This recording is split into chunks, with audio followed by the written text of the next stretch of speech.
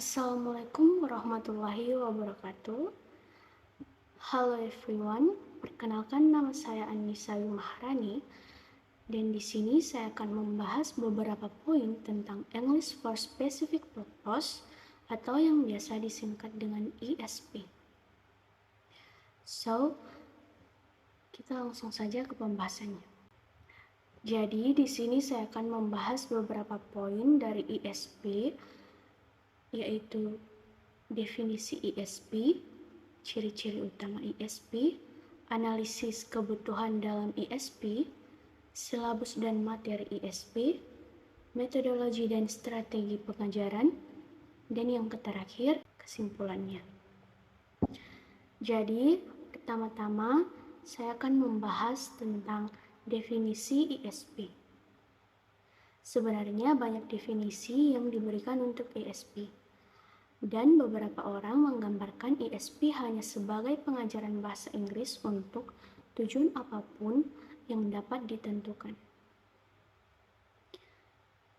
Salah satu yang mendefinisikan yaitu Hutchinson and Withers pada tahun 1987, halaman 19. Mendefinisikan sebagai pendekatan pengajaran bahasa di mana semua keputusan mengenai konten dan metode didasarkan pada alasan peserta didik dalam pembelajaran. Dan definisi yang lebih rinci berasal dari Stephens pada tahun 1998 yang mendefinisikan ESP sebagai kasus tertentu dari kategori umum pengajaran bahasa tujuan khusus.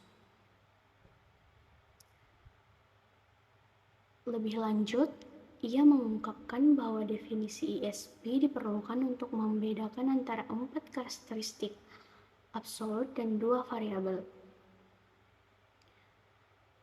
Karakteristik absolut ESP terdiri dari pengajaran bahasa Inggris yaitu desain untuk memenuhi kebutuhan spesifik peserta didik terkait dengan konten, yaitu dalam tema dan topiknya, untuk disiplin ilmu, pekerjaan, dan kegiatan tertentu. Berpusat pada bahasa yang sesuai dengan kegiatan tersebut dalam sintaksis, leksi, wacana, semantik, dan lain-lain. Dan analisis wacana ini dibedakan menjadi bahasa Inggris umum.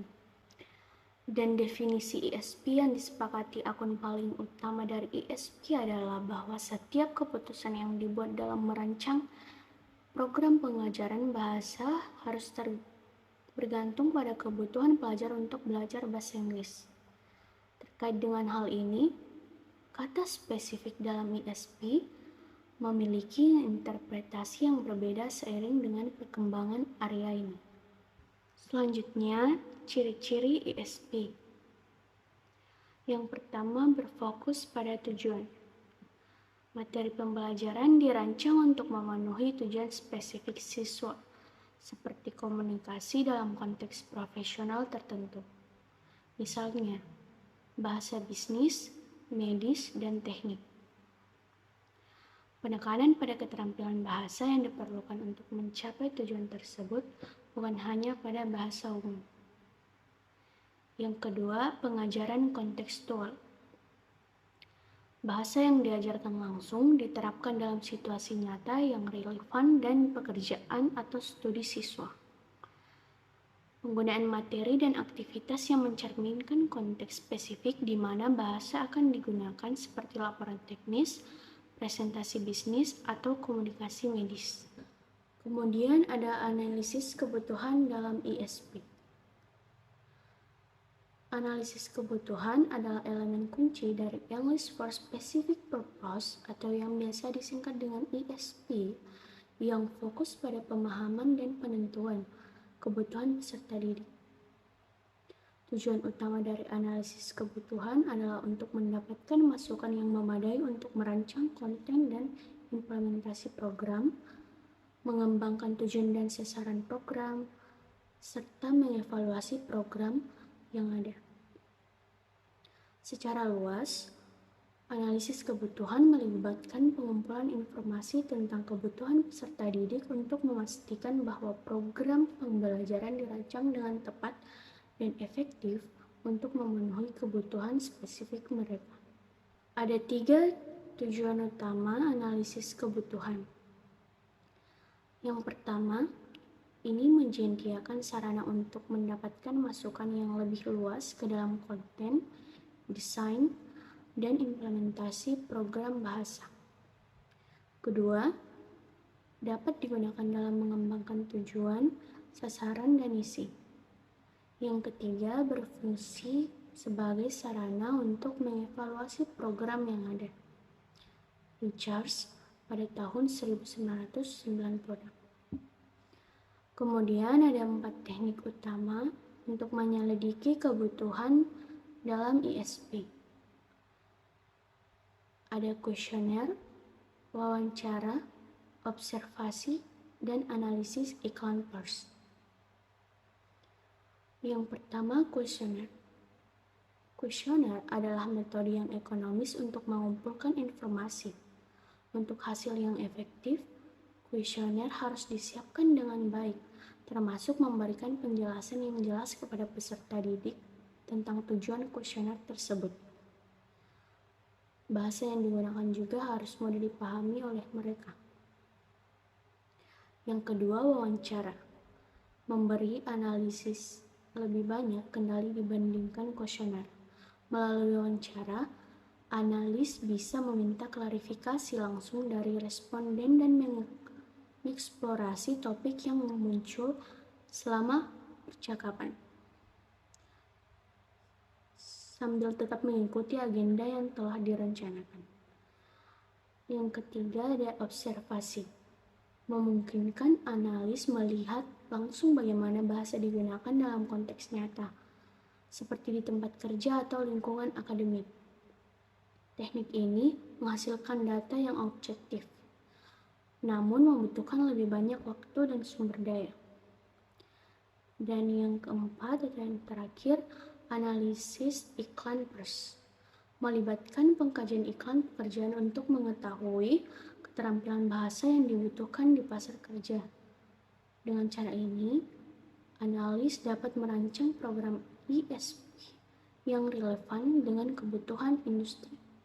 Selanjutnya, silabus dan materi ISP. Yang pertama disesuaikan dengan bidang studi, yang dimana dimaksud materi dalam ISP dirancang khusus untuk berhubungan dengan topik-topik yang relevan dengan karir atau bidang studi siswa. Yang kedua, penggunaan materi otentik. Materi dalam ISP seringkali melibatkan teks atau percakapan yang benar-benar digunakan di dunia nyata. Dan poin yang terakhir adalah metodologi dan strategi pengajaran ISP. Metodologi dalam English for Specific Purpose atau ISP melibatkan pemilihan dan pengurutan tugas serta kegiatan pembelajaran yang dirancang untuk mencapai tujuan instruksional tertentu dan mempengaruhi peran guru serta bahan ajar yang digunakan. Karakteristik metodologi ISP termasuk kegiatan yang dapat didasarkan pada spesialisasi siswa, meskipun tidak selalu, serta tujuan otentik yang relevan dengan kebutuhan siswa, namun tidak selalu diperlukan. Dalam English for Academic Purpose atau EAP terdapat 6 pendekatan utama seperti pembelajaran induktif, silabus proses, ekonomi belajar, materi dan tugas otentik, integrasi teknologi, dan pengajaran tim yang membedakannya dari pengajaran bahasa Inggris umum. Tugas instruksional dalam ISP sering mencangkup permainan peran, simulasi studi, pekerjaan proyek, dan presentasi lisan untuk mendukung komunikasi efektif dan keterampilan profesional siswa. Kemudian strategi pengajaran ISP, yaitu analisis kebutuhan, kontekstualisasi, tugas otentik, pendekatan terpadu, dan penekanan pada keterampilan spesifik. Dan yang terakhir, kesimpulan. English for Specific Purpose atau ESP adalah pendekatan pengajaran bahasa Inggris yang dirancang untuk memenuhi kebutuhan khusus peserta didik dalam konteks tertentu, seperti bisnis, medis, atau teknik. ESP berfokus pada tujuan spesifik siswa dan menggunakan materi yang relevan dengan situasi nyata mereka. Silabus ESP menekankan pada keterampilan bahasa praktis yang sesuai dengan bidang spesialisasi siswa. Dan materi pembelajaran termasuk dokumentasi tertulis, media interaktif, dan tugas praktis. Metodologi ESP melibatkan pemilihan kegiatan yang sesuai dengan spesialisasi siswa, sementara strategi pengajaran mencangkup analisis kebutuhan, kontekstualisasi, dan penggunaan tugas otentik. Penekanan pada keterampilan bahasa spesifik dan pendekatan terpadu memastikan pengalaman belajar yang relevan dan efektif. Baik, sekian dari saya. Lebih dan kurangnya mohon dimaafkan. Wabillahi taufiq wal hidayah. Wassalamualaikum warahmatullahi wabarakatuh.